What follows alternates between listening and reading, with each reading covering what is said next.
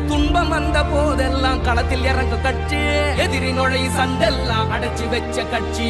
திராவிட முன்னேற்ற கழகம் அது எல்லாருக்கும் ஒன்னான குடும்பம். திராவிட முன்னேற்ற கழகம் அது வந்தாலே துன்பங்கள் விலகும். எந்த சாவார்ந்தாலும் எங்களை ஆள முடியாது. இது தமிழ்நாடு.